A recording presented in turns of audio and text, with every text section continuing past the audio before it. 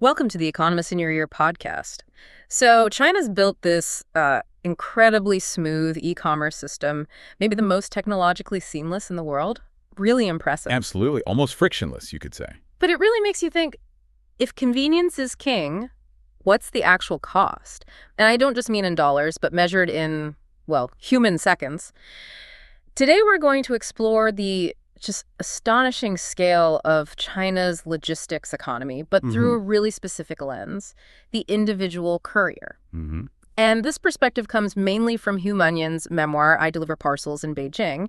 It's become this unexpected, massive bestseller. Massive is right.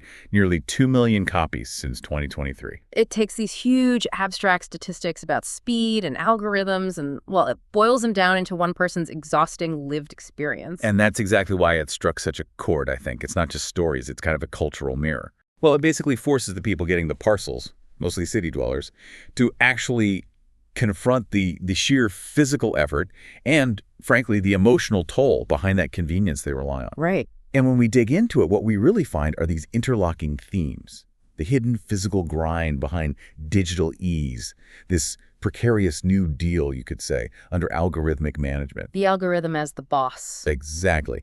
And maybe most interestingly, how attitudes towards work itself seem to be fundamentally shifting, especially across generations in China. Okay, let's start with that sheer scale Hugh Munyon was operating in. We need to ground this first, maybe, in the economic picture. Definitely. China is, it's undeniable, the global center for online retail. The turnover is just huge. Around 15.5 trillion RMB. What's that, about 2.1 trillion US dollars? Wow. And in global terms? That accounts for something like 52%, over half of all global online retail volume. It's just market dominance on another level. Okay, so that's the market. How does that translate into actual stuff moving around? Well, to make that happen, you're looking at an ocean of packages. The estimate for 2024 was 175 billion parcels delivered. Billion. 175 billion. It's hard to even grasp. And that averages out nationally to about 124 packages per worker per day. Yeah, but that average number, like you said, it's so abstract. Right. How does Hung make sense of that? What does 124 packages a day actually feel like on the ground? And this is where the book gets really, really visceral. Hung's account is basically an audit of his own body, of his own time. An audit? How do you know? He literally calculated. Yeah. To hit his target income, about 7,000 yuan a month, he figured out he had to complete one delivery every 4 minutes. Every 4 minutes. For 9 hours straight. Just think about that relentless pressure. The clock isn't just ticking, it's like consuming his life in 4-minute chunks. It sounds almost impossible. And the shocking thing is how basic human needs suddenly become liabilities, lost income. They do, absolutely. Oh, really? He doesn't just say he was busy. He details this active, constant loss tied to just being human. Well, he notes, a quick restroom break. That costs him about 1 yuan in missed earnings potential. Taking time for a proper lunch, maybe 25 yuan gone, just like that. So he has to. He explains he had to actually train himself, drink less water, skip meals entirely sometimes, just to keep up, to meet the implicit quota set by the delivery pace required. It's not a manager telling him, it's the system itself. Precisely. It's a direct result of the algorithm demanding perfect, inhuman optimization. So the book becomes this literary record of productivity demands crushing physical needs. It's like an existential ledger sheet. Wow. Okay, so that narrative takes us straight into this idea researchers talk about platform precarity, the whole gig work anxiety. Yeah, that hyper-efficiency we just discussed, it rests on this enormous, constantly churning workforce. And the scale of that workforce itself. It's staggering. Estimates put it around 84 million people working on these platforms. 84 million. And that's a huge chunk of the urban workforce, isn't it? Yeah, it is.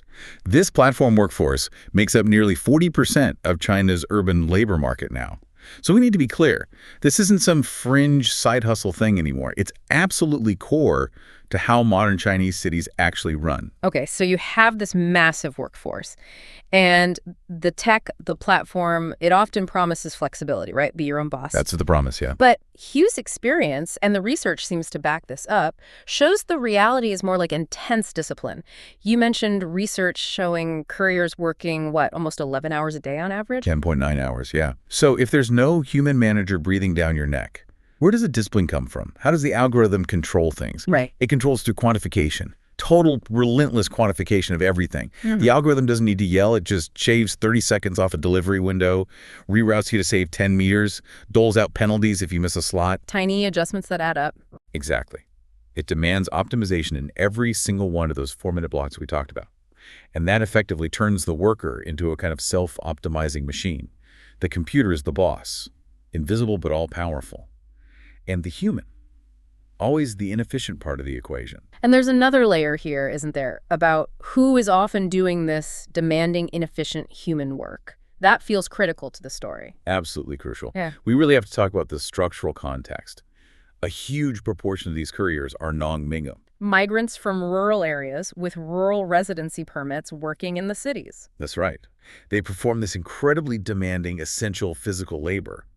But because of the hukou, the residency system, they often don't get full access to urban welfare benefits like healthcare or pensions. So their labor basically powers the convenience and the comfort of the urban middle class. While they themselves remain in this structurally vulnerable, almost invisible position, it creates this delicate fault line in society. You see stats like around 30% of couriers lack any social insurance. That's a huge gap. It is. And yet, despite all this pressure, the systemic issues, Hugh's book manages to maintain this, well, remarkable emotional balance. He's driven by efficiency, clearly, but he's also very reflective, empathetic even. He is. I was really struck by that story he tells about the customer who messed up her address and then asked him to make this huge detour, basically costing him an hour of his time to fix her mistake. Yes. Yes. That moment is so revealing because it's a choice point, isn't it? He could easily have lost it, been angry. Yeah. But he doesn't. What does he do? He just observes it. He reflects on how the customer seems completely unable or maybe unwilling to see things from his side, to recognize that his time, those minutes, actually have value. He sees the gap. He sees the fundamental gap in understanding between the person clicking by and the person making it arrive.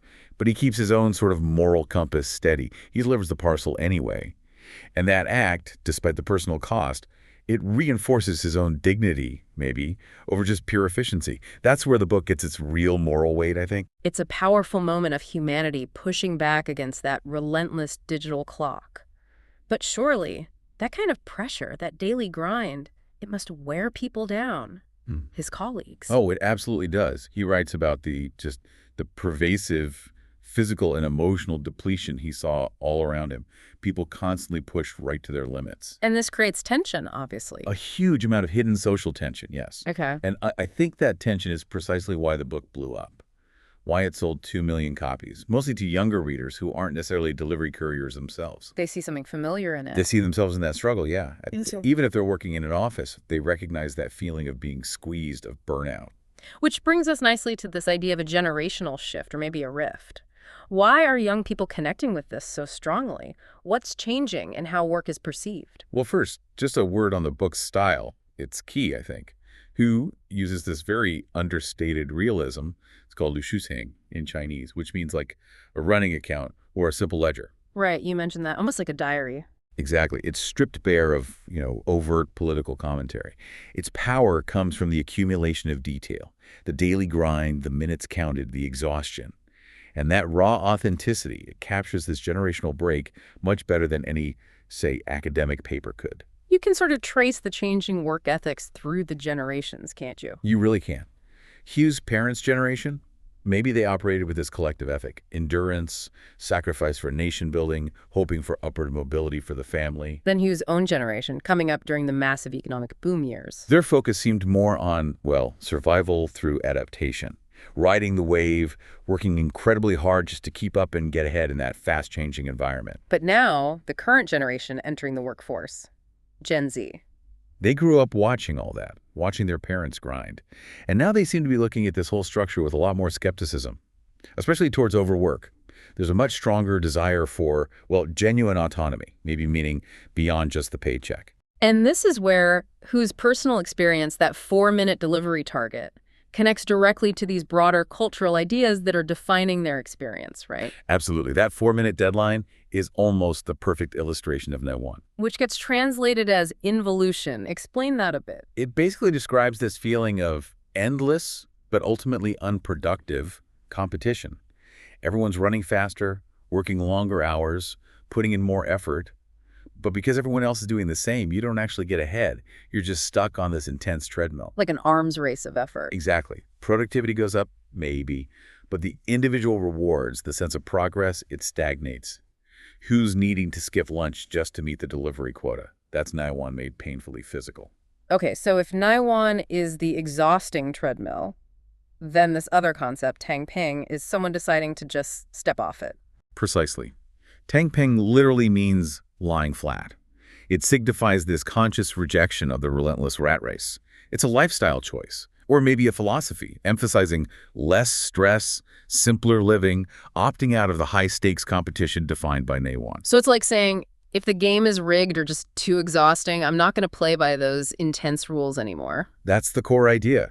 And Hugh's memoir, by showing the raw exhaustion of the system, it really validates that feeling, that impulse behind the Tangping movement, even if Hugh himself wasn't lying flat, he was grinding. It's also interesting, isn't it, that this generational pushback is happening now in what feels like an era of abundance or saturation compared to the past. Hugh mentions remembering older chefs being protective of their skill. Right, that line about teaching the disciple might starve the master. Yeah, that feels like it comes from a time of real scarcity, when knowledge or skill was a limited resource you had to hoard. That contrast is really telling.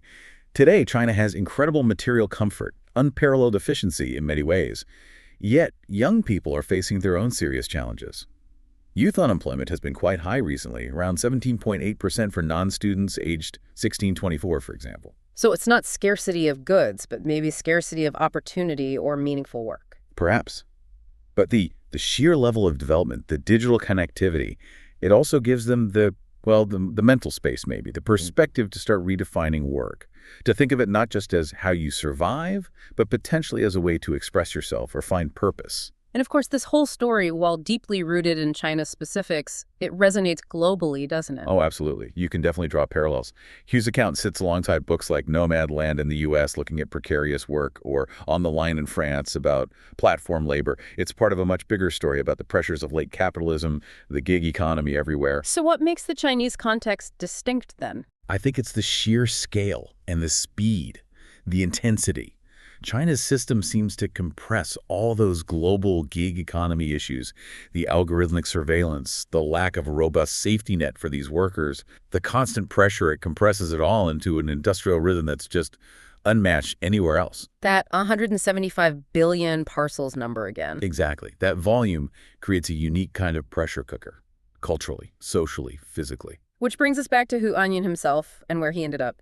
He talks about finally being able to enjoy, quote, the luxury of squandering time after years of having to monetize every single second. Yeah, it's a beautiful phrase. He moved to Chengdu, right?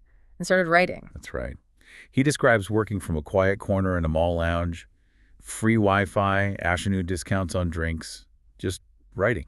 What does that shift signify, do you think, for him and maybe for the reader? For me, it represents this really fundamental, hopeful transition. He's moved from Shengchan, which is about production, labor purely for survival, for contributing to the economy, to Shangwu, which means living, life experience for its own sake, with room for quiet, for reflection, for creating something narrative out of his experience. Yeah. He literally turned his physical labor into narrative labor. From delivering parcels to delivering a story. In a way, yes.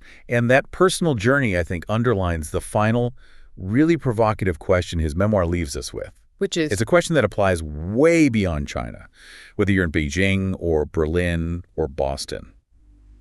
The future of work, it seems, isn't just going to be about technology or productivity gains. It's fundamentally about who gets to control the seconds of a human life. And whether the person bringing you your convenient delivery actually has the luxury, the time to simply live. Exactly. Who owns time? A really powerful thought to end on. And perhaps something for all of us listening to reflect on the invisible human effort that powers so much of our daily convenience and the real cost behind those instant digital clicks. Thanks for listening. Follow us for daily insights into world affairs. And don't forget to like, comment, and share.